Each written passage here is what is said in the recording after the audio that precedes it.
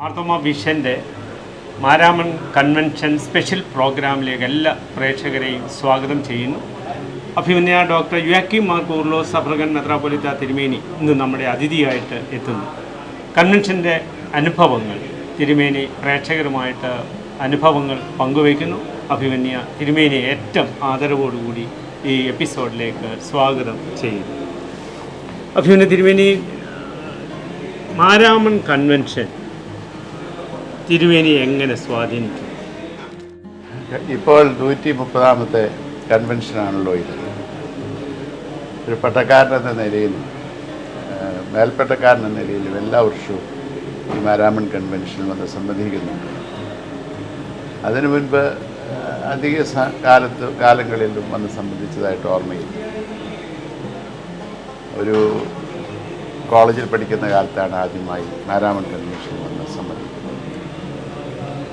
കേട്ടിട്ടുണ്ടെങ്കിലും പോയി സംബന്ധിക്കണമെന്ന് താല്പര്യമുണ്ടെങ്കിലും ഒരുപാട് ദൂരെയാണ് എൻ്റെ വീട് എന്നതുകൊണ്ട് തന്നെ അന്ന് അതിൽ വന്ന് സംബന്ധിക്കാനായിട്ട് സാധിച്ചിട്ടുണ്ട്.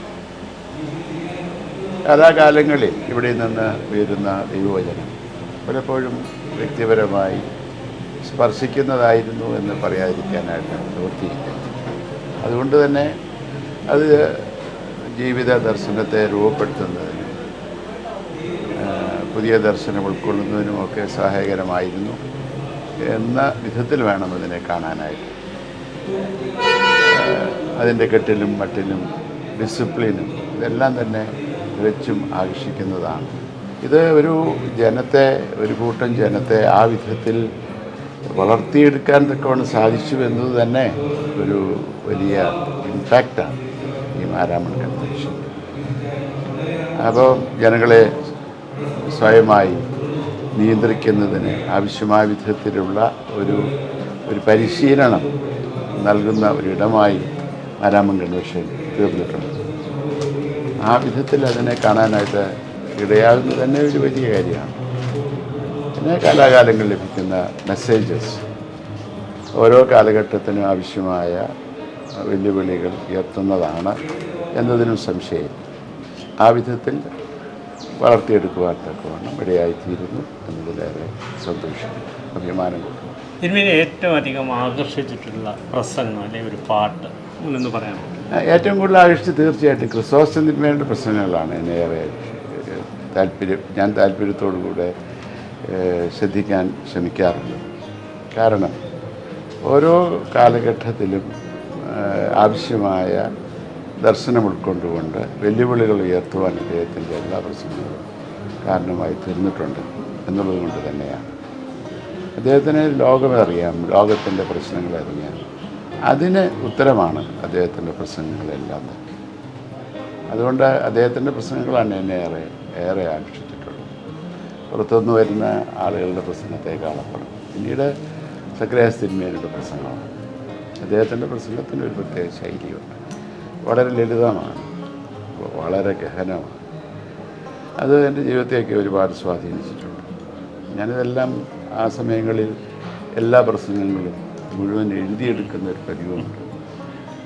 അത് പിന്നീട് വായിക്കുകയൊക്കെ ചെയ്യുമ്പോൾ ഒരുപാട് ആശയങ്ങൾ ലഭ്യമാകുന്നത് അത് മുഖാന്തരമായി ഭവിച്ചിട്ടുമുണ്ട് എന്നുള്ളത് സത്യമാണ്.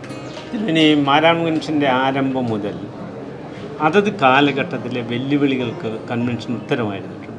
ഈ കാലഘട്ടത്തിൽ മാരാമൺ കൺവെൻഷൻ ഈ കാലഘട്ടത്തിലെ വെല്ലുവിളികൾക്ക് മാരാമൺ കൺവെൻഷൻ എന്ത് ഉത്തരമാണ് നൽകുന്നത്? എനിക്കതിൽ കൃത്യമായൊരു മറുപടി പറയാനായിട്ട് ഇപ്പോൾ പ്രയാസമാണ്.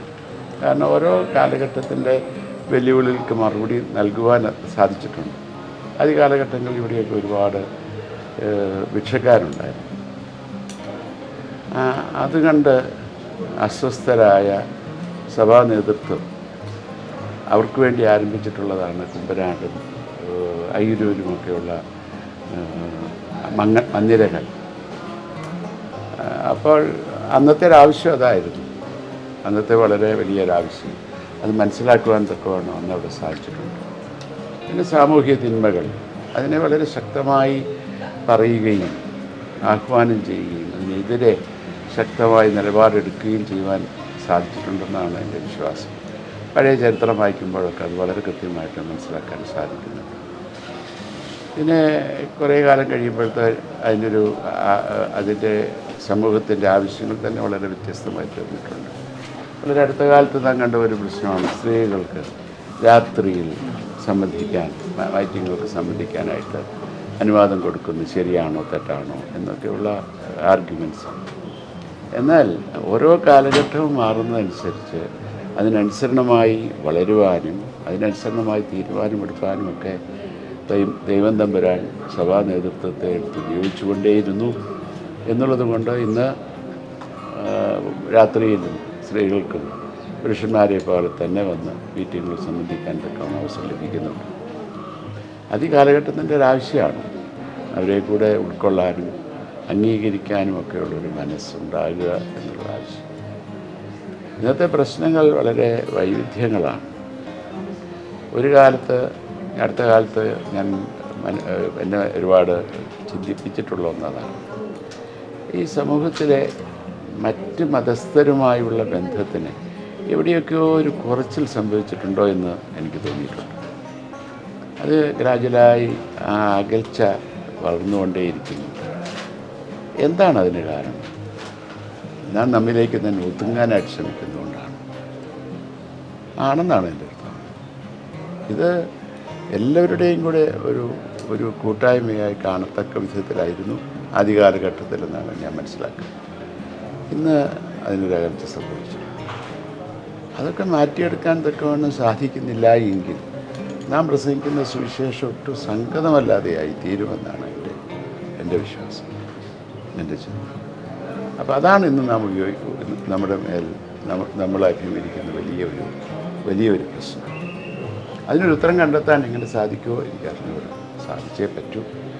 നാം നമ്മിലേക്ക് തന്നെ ഒതുങ്ങുന്നതിന് പകരം വാതിലുകൾ തുറക്കുകയും വേർപാടിൻ്റെ നടിച്ചുവരുകൾ ഇടിച്ച് പൊളിച്ച് തമ്പുരാൻ്റെ ശിഷ്യത്വം അവകാശപ്പെടുമ്പോൾ എല്ലാ തലങ്ങളിലും ആ വിധത്തിൽ ആയിരിക്കാൻ തക്കവണ്ണം നമുക്ക് സാധിക്കുമ്പോഴാണ് കുറേ കൂടെ സംഗതമായിട്ടുള്ളത്.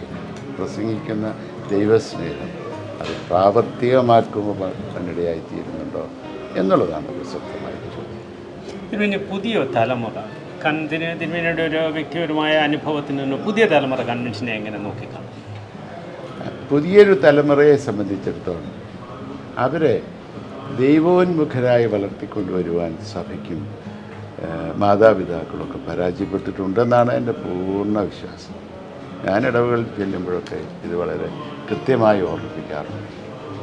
അവരൊക്കെ മൈഗ്രേറ്റ് ചെയ്യുന്നു എന്നൊക്കെ പറഞ്ഞ് നമ്മൾ രക്ഷപ്പെടാൻ ശ്രമിച്ചാലും മൈഗ്രേറ്റ് ചെയ്യാത്ത ഒരുപാട് പേർ നമ്മുടെ ഇടവയിലും ചുറ്റുപാടുമുണ്ട്. അവർക്കെന്താണ് സ്ഥാനം? അവരെ യഥാർത്ഥത്തിൽ യേശു കർത്താവുമായുള്ള ബന്ധത്തിൽ വളർത്തിക്കൊണ്ടുവരുവാൻ തക്കവണ്ണം ഇടയായിത്തീരുമ്പോഴാണ് ദൈവജനത്തോടും കൂട്ടായ്മയോടും സഭയോടും സഭാനാഥനോടും ഒക്കെ പ്രതിബദ്ധത ഉള്ള ആളുകളായിട്ട് വളർന്നു വരുവാനായിട്ട് ഇടയായിത്തീരുന്നു. അതൊക്കെ വളരെ സീരിയസ് ആയിട്ട് എടുക്കേണ്ട ഒന്നാണ്. അത് ആഗമാന സഭയിൽ സംഭവിക്കുന്ന ഒന്നാണ്. ആഗമാന സഭയിൽ ഇത് തന്നെയാണ് സംഭവിച്ചുകൊണ്ടിരിക്കുന്നത്. അത് കണ്ട് മനസ്സിലാക്കി ഇപ്പം തന്നെ അതിനെ പ്രതിരോധിക്കുവാൻ തക്കവണ്ണം വിധത്തിൽ നമ്മുടെ പരിപാടികൾ ആസൂത്രണം ചെയ്യുകയും അതിനനുസരണമായ വിധത്തിൽ നമ്മുടെ മിനിസ്ട്രിയെ രൂപപ്പെടുത്തുകയും ചെയ്യുമ്പോഴാണ് നമുക്ക് നാളത്തെക്കുറിച്ച് ദുഃഖിക്കാനിടയാകാത്ത വിധത്തിൽ പ്രവർത്തിക്കാൻ സാധിക്കും. അതിനിടയാകും എന്നതാണ് എൻ്റെ ഇതിനെക്കുറിച്ചുള്ള ചിന്ത. അഭിമന്യ തിരുമേനി വളരെ ഗൗരവമുള്ള ചില ചിന്തകൾ, തുടർ ചിന്തകൾക്ക് വിധേയമാക്കേണ്ട ചില ചിന്തകൾ നമ്മളുമായിട്ട് പങ്കുവെച്ചു. അഭിമന്യ തിരുമേനി ഈ സമയം മാർത്തോമാ വിഷനു വേണ്ടി നീക്കിവെച്ചതിലേറെ സന്തോഷമുണ്ട്. വിനയപൂർവ്വം അഭിമന്യ തിരുമേനിയോട് നന്ദി അറിയിക്കുന്നു. Thank you.